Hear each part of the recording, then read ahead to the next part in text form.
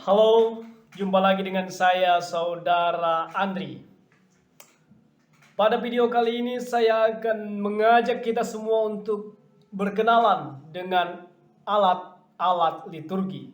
Nah, sebagai orang Katolik, kita harus tahu apa yang digunakan biasanya dalam peralatan liturgi. Misalnya pada saat pastor memimpin misa, apa yang digunakan seperti piala, sebori dan sebagainya.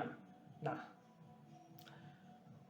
sebenarnya alat-alat liturgi merupakan peralatan yang digunakan sehari-hari dalam kehidupan kita, dalam kehidupan bermasyarakat, yang kemudian diangkat ke tataran gereja dan diberkati, dikuduskan, sehingga seterusnya peralatan liturgi ini tidak diperkenankan lagi digunakan untuk keperluan sehari-hari.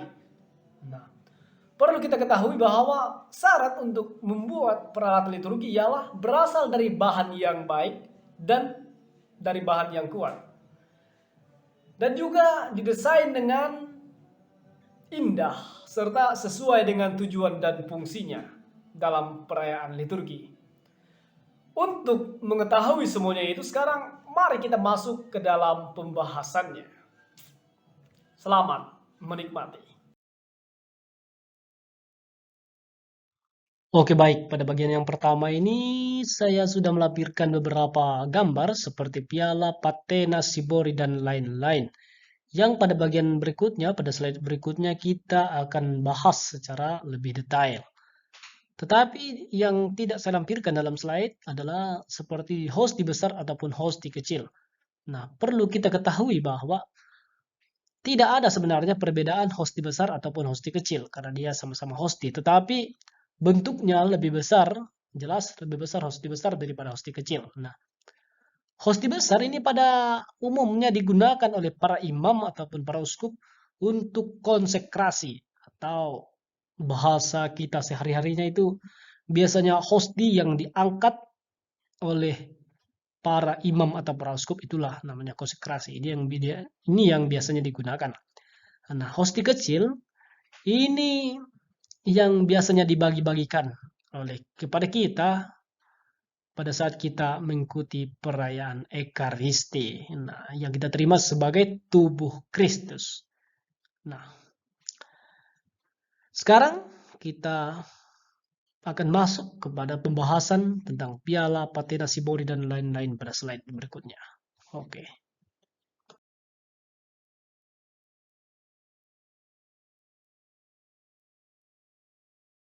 Oke, baik. Sekarang kita melihat sibori.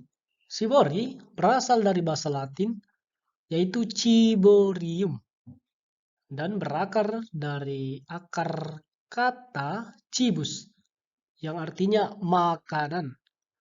Sibori itu hampir sama bentuknya seperti piala, tetapi sibori ini digunakan untuk tempat hosti-hosti kecil yang akan dikonsakrir menjadi tubuh Kristus dalam misa kudus.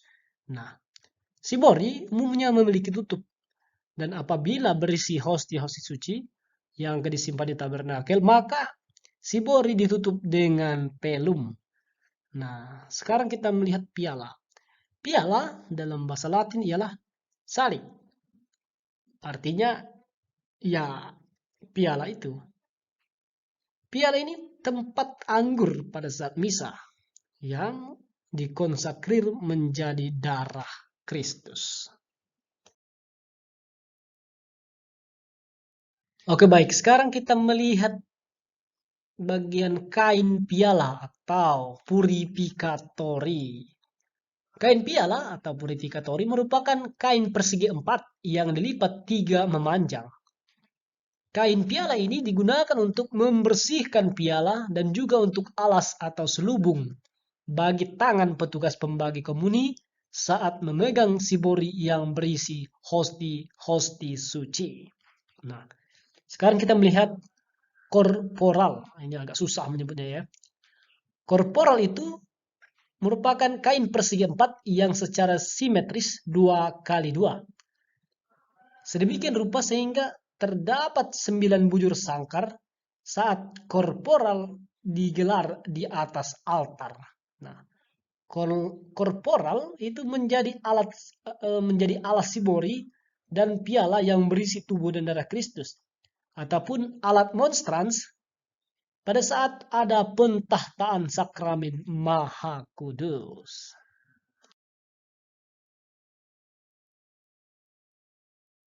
Baik, sekarang kita melihat patena. Patena merupakan piring kecil yang sedikit cekung dan digunakan untuk meletakkan hosti besar. Nah, patena biasanya dibuat dari bahan yang sama yang digunakan untuk membuat piala dan diberi lapisan emas. Nah, sekarang kita melihat pala. Pala itu merupakan penutup piala yang berwarna putih dan bersegi empat, yang dibuat dari bahan pipih dan keras dan dilapisi kain putih. Nah, pala ini berfungsi untuk menutup piala dari kemungkinan kemasukan debu atau serangga dan segala macam.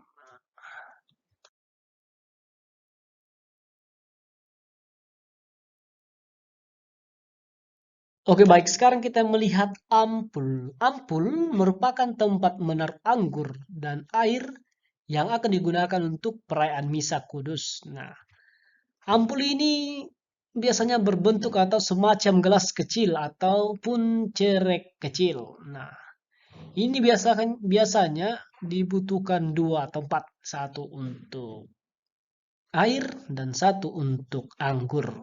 Oke, sekarang kita melihat lavabo dan cerek. Cerek atau juga bisa berbentuk seperti ampul, ini diisi air yang kemudian akan digunakan untuk membasuh tangan imam pada saat persiapan persembahan sebelum doa syukur agung. Dan sesudah dituangi air, tangan imam kemudian dilap dengan lavabo. Lavabo ini merupakan kain handuk yang digunakan untuk melap tangan yang basah.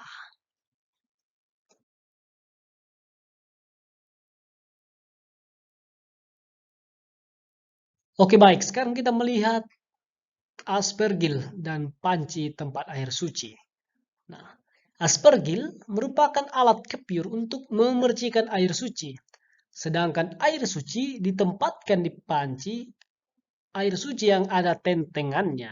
Nah, air suci digunakan untuk banyak kesempatan dalam perayaan liturgi dan ibadat berkat. Tetapi semuanya menunjuk pada pengenangan akan sakramen baptis. Nah, percikan air suci diadakan misalnya pada saat pembaharuan janji baptis, pengganti doa tobat cara keempat pada tata perayaan Ekaristi, dan di berbagai ibadat berkat, entah pemberkatan rumah, kendaraan, dan lain-lain. Oke, sekarang kita melihat bagian turibulum atau wiruk dan napicula atau ratus. Ini lumayan sulit juga pengucapannya ini. Nah, untuk pendupaan kita menggunakan wiruk atau turibulum. Nah, dan tempat dupa atau napicula. Ke dalam wiruk diisi bara api dan ke dalam tempat ratus diisi ramuan ratus dan wangi-wangian yang tidak terlalu tajam sehingga tidak membuat orang batuk atau tersedak. Nah, pendupaan ini biasanya diadakan untuk atau pada saat perayaan Ekaristi Meriah, profesi, adorasi Ekaristi, upacara pemakaman, dan lain-lain. Oke, terima kasih kepada kita semua yang telah menonton dan mengikuti pembahasan ini dengan sungguh-sungguh.